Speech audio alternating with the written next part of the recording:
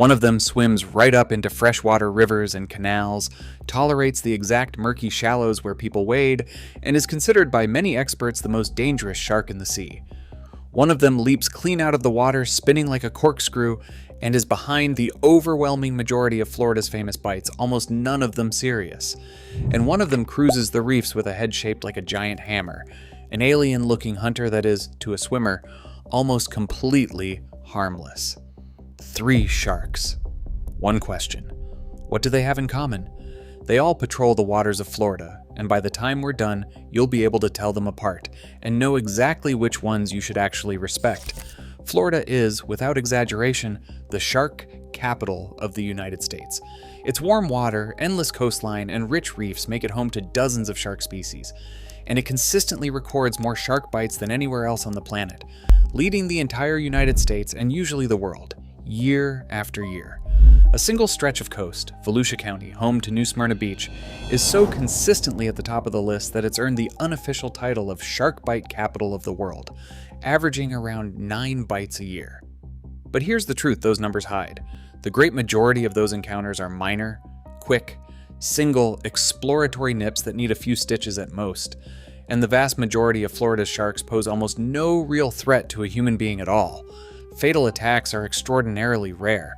Knowing which shark is which, being able to actually tell these animals apart, turns a walk on the beach from a source of vague, movie-fed dread into something you genuinely understand.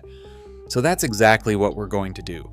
We'll go through the sharks you're most likely to share the water with in Florida, from the completely harmless to the genuinely formidable, explaining what each one looks like, how it behaves, and the simple features that separate it from the rest. And a quick, reassuring note before we dive in.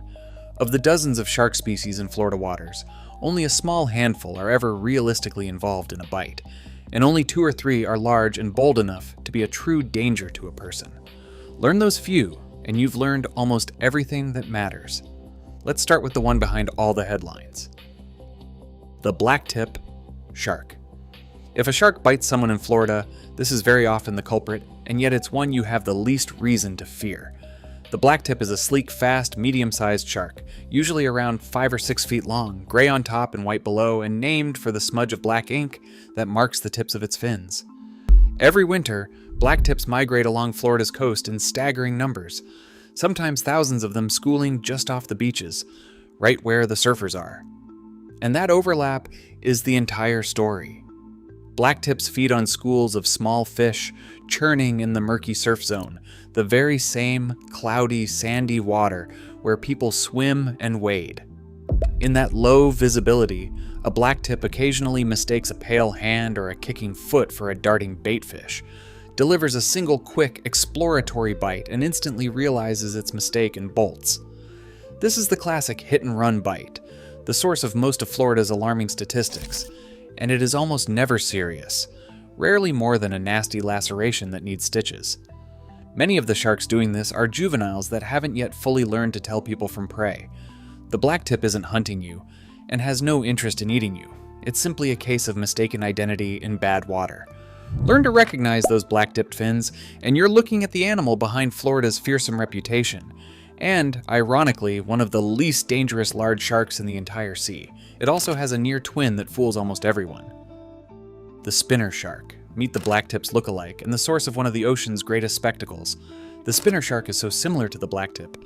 Same size, same gray and white coloring, same general shape that even experts struggle to tell them apart in the water. It migrates along Florida's coast in the same huge winter schools and feeds in the same surf. So how do you separate them? It comes down to 2 subtle things: the fins and the acrobatics. The spinner shark is named for its jaw-dropping hunting technique. It charges vertically up through a dense school of fish, snapping in every direction as it goes, and its sheer momentum rockets its entire body clear out of the water, rotating on its axis 2 or 3 full times in the air before it crashes back down. Those spectacular leaping, twirling sharks you see in videos and from Florida piers are very often spinners doing exactly this. As for telling them from blacktips at close range, the classic tell is a small one. A spinner shark usually has a black tip on its anal fin, the little fin on the underside near the tail, whereas a true blacktip does not. It's a subtle detail, but it's the one the biologists rely on. In practice, both are fast, nervous, harmless surf zone fish that occasionally nip a swimmer by accident. Now we move from the open surf to the reef and to a shark that looks intimidating but is a genuine gentle giant. The nurse shark. Here's the shark you're most likely to actually see up close, resting right on the bottom, and one of the most easygoing sharks anywhere in Florida. The nurse shark is a large, slow, bottom-dwelling shark, often reaching 8 or 9 feet, with a broad, rounded head, small eyes, and 2 distinctive, fleshy, whisker-like barbels dangling near its mouth that it uses to taste and feel for food. It's a warm, reddish-brown, and it spends much of the day lying motionless on the seafloor or tucked under a ledge, looking more like a piece of the reef than a predator. At night, the nurse shark comes alive and hunts, using that small mouth to generate astonishing suction, literally vacuuming lobsters, crabs, snails, and fish right out of their hiding places in the reef with a slurp powerful enough to pull a conch from its shell. During the day, though, it is famously mellow, and divers in the Keys see them piled up under ledges by the dozen. But, and this genuinely matters, a nurse shark absolutely will bite if it's grabbed, stepped on, cornered, or harassed, and its jaws clamp down with such stubborn, vice-like strength that lifeguards sometimes have to remove a still attached shark along with the victim. Nearly every nurse shark bite on record happened because a person reached out and touched, poked, or tried to ride one. Give it the space it wants, and it is completely, reliably harmless. Those trailing barbels, the small mouth set well under a broad snout, and that flat, motionless, reef-hugging posture make the nurse shark one of the easiest sharks in the entire state to identify on sight. Now, the truly unmistakable one. The hammerheads. There is no mistaking this silhouette for anything else in the ocean. The hammerhead sharks wear their name on their faces, a wide, flattened head stretched out sideways into a shape like a hammer or a wing with an eye and a nostril mounted at each far end. That bizarre head isn't a gimmick. Spreading the eyes and sensory organs wide gives the shark near 360-degree vision and a supercharged ability to detect the faint electrical signals of prey buried in the sand, especially its favorite food, stingrays. Florida hosts several kinds of hammerhead. The great hammerhead is the giant of them, capable of reaching lengths well over 15 feet, a magnificent tall-finned apex predator that patrols the reefs and channels, often seen in the Keys and off Palm Beach in late winter. And it has become sadly rare, heavily overfished for its fins and now protected in Florida waters. The scalloped hammerhead is smaller, with a gently notched front edge to its hammer, and it often travels in large schools. Its numbers, too, have crashed dramatically in recent decades. And the little bonnet. Head is a small, completely harmless hammerhead barely 3 feet long with a rounded shovel-shaped head instead of a straight bar, and it holds a genuinely strange claim to fame as the only shark known to deliberately eat and actually digest seagrass, making it the world's only known omnivorous shark. That flattened hammer, whatever its size, gives the shark almost 360-degree vision and lets it sweep the seafloor like a metal detector, homing in on the electrical pulse of a stingray buried in the sand. Despite the great hammerhead's intimidating scale, hammerheads very rarely bite people. They are far more interested in rays than in swimmers. That unmistakable wing-shaped head makes them, alongside the nurse shark, the easiest sharks to identify in all of Florida. But now we leave the harmless and the shy behind because the next sharks demand real respect. The lemon shark. Now we reach the big coastal predators, and the first is a shark you might see gathering in remarkable numbers off the southeast coast. The lemon shark is a large, stocky, powerful shark that can reach 10 feet or more, named for the yellowish, sandy brown tint of its hide, which camouflages it perfectly over the sandy seafloor and shallow flats where it hunts.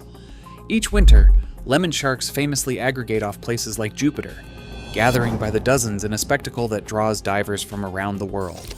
The lemon shark is a serious animal, big and thick-set and strong, and it commands respect.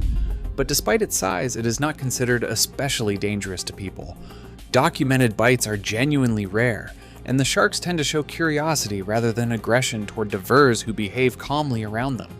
In fact, lemon sharks are among the most studied sharks in the world, precisely because they tolerate people so well and gather so predictably. Scientists have learned much of what we know about shark social behavior and even shark intelligence from them, discovering that they form loose social bonds and seem to prefer the company of familiar individuals. Still, this is a large apex predator with a mouthful of teeth, and it's a real step up in seriousness from the surf zone sharks. You'll know it by its heavy build, its short, blunt snout, its two nearly equal-sized dorsal fins, an unusual trait that helps identify it, and that distinctive pale yellow-brown, sandy cast to its hide. And now, the two sharks that genuinely sit at the very top. The tiger shark. This is one of the most powerful and dangerous predators in all of Florida's waters, and it has an appetite unlike any other shark in the sea. The tiger shark is enormous. It can exceed 14 feet and weigh well over 1,000 pounds, with some giants approaching 18 feet with a broad, blunt, squared-off head and, especially in younger animals, a series of dark vertical bars and blotches running down its flanks that fade as it ages but give the shark its name. It patrols the deeper water, the passes, and the outer reefs, more often found well offshore than close in, though it does venture into shallower water, particularly around the Keys and at night. What sets the tiger shark apart is its jaws and its diet. It has uniquely shaped, deeply serrated, curved teeth strong enough to saw straight through the shell of a full-grown sea turtle, something almost no other predator can do, and it is the ocean's most notorious generalist, eating very nearly anything it comes across: fish, turtles, seabirds, rays, dolphins, other sharks, and, infamously, all manner of indigestible human junk that turns up in the stomachs of captured tigers, from license plates to tires. That swimming garbage can appetite makes it unpredictable. Globally, the tiger shark is second only to the great white in the number of recorded attacks on humans, and it is one of the very few sharks large and indiscriminate enough to be a genuine danger to people. It's treated with serious, well-earned caution by anyone who works in the water. Fortunately for beachgoers, it generally prefers deeper water away from crowded shorelines. It is a magnificent, formidable animal, but it is still not the shark that Florida's own experts consider the most dangerous of all. That title belongs to one final species, the bull shark. Here is the one to truly know. Pound for pound, many experts consider the bull shark the most dangerous shark in the world, and Florida is right in the heart of its territory. It's a thick, heavy, muscular shark, usually 7 to 11 feet long, gray above and white below, with a short, broad, rounded snout that gives it its name and its stubborn, aggressive temperament. And it delivers, pound for pound, one of the strongest bites ever measured in any shark. But the single most important thing about the bull shark is where it can go. Almost uniquely among large sharks, it can tolerate fresh water. Special adaptations in its kidneys and glands let it hold on to the salt its body needs, so it can leave the ocean entirely and swim far up rivers, deep into estuaries, canals, and brackish lagoons. Bull sharks have been recorded hundreds of miles up the Mississippi River, and there's a famous population living in Central America's Lake Nicaragua. In Florida, they thrive in the Indian River Lagoon and cruise well up the St. Johns River. That single ability is what makes them so significant here, because it means the bull shark routinely swims in exactly the shallow, murky inshore and nearshore water where people swim, fish, and wade, often with no one having any idea a large, powerful shark is right there. Combine that habitat overlap with its size, its crushing bite, its notably bold and pushy disposition, and its year-round presence in Florida, and you have the shark most responsible for the serious bites in the state. If there's one shark on this whole list to identify and respect, it's the bull. Heavy-bodied, blunt-nosed, small-eyed, and perfectly at home in the water closest to shore. The occasional giants. Before we wrap up, two more sharks deserve a mention because they're the ones people always ask about. Yes, great white sharks do swim in Florida waters, but they are winter visitors, passing through the cooler offshore water mostly from around December to March, and they very rarely come near swimmers. Tracking studies have followed tagged great whites cruising Florida's Atlantic coast, but an encounter with one from the beach is extraordinarily unlikely. They're creatures of the open ocean and the deep. And at the opposite extreme is the whale shark, the largest fish on the entire planet, which can exceed 40 feet, a gentle, spotted, slow-moving giant that occasionally drifts through Florida's offshore waters. Despite its staggering size, it is utterly harmless, a filter feeder that strains tiny plankton from the water and couldn't hurt a swimmer if it tried. Between the smaller reef and coastal sharks, the sandbar, the reef shark, the sharp nose, and these rare giants, Florida's waters hold a whole spectrum of sharks, but the ones you'll actually meet are almost always the handful we've covered. So let's put the whole cast together. Here is your field guide to the sharks of Florida.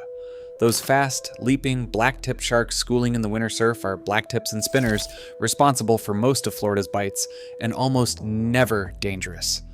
That whiskered, brown, motionless shark resting on the reef is a nurse shark, harmless unless you grab it. That unmistakable hammer-headed silhouette is a hammerhead, an alien-looking ray hunter that wants nothing to do with you. The big, yellowish shark gathering over the sandy flats is a lemon shark, powerful but generally peaceful. The huge, blunt-headed, faintly striped giant of the deeper reefs is a tiger shark, one to take seriously. A truly enormous, spotted, slow filter feeder is a harmless whale shark, and a great white is a rare cold-season visitor you're very unlikely to ever see. And the thick, gray, blunt-nosed shark cruising the shallows, the rivers, and the lagoons is the bull shark, the one that earns the most caution of all. And here's the perspective that ties it all together. Yes, Florida leads the world in shark bites, but that statistic is really a story about people, not about bloodthirsty sharks. It reflects millions upon millions of swimmers, surfers, and waders sharing warm, fish-rich water with mostly small, mostly harmless species in cloudy surf where the occasional case of mistaken identity is very nearly inevitable. Fatal bites are extraordinarily rare, and in most years, Florida records none at all. And the simple safety rules take care of almost all of the tiny risk that remains. Don't swim at dawn or dusk when many sharks move inshore to feed. Stay out of murky water, especially near piers, jetties, and people fishing, where bait draws sharks in. Avoid wearing shiny, glinting jewelry that can flash like fish scales in the sun. Don't swim near schools of baitfish or diving birds. And stay in a group rather than swimming alone, since sharks are far more likely to approach a single person. Follow those, and the ocean is overwhelmingly, reassuringly safe. Because in the end, these animals are not monsters lurking to hunt you. They are ancient, magnificent, essential predators. Some of them here for over 100 million years, long before there were trees on land, and they hold the entire marine world in balance, culling the sick and the weak and keeping fish populations healthy. Most of them would flee from you long before you ever knew they were near, and many are in serious trouble themselves, their numbers falling fast from overfishing. So the next time you see a fin cut the surface off a Florida beach, you won't just feel that cold jolt of blind, movie-fed fear. You'll take in the shape of the fin, the size of the animal, the color of the water it's swimming in, and you'll have a very good idea of exactly who just cruised past, and whether you have any real reason at all to worry.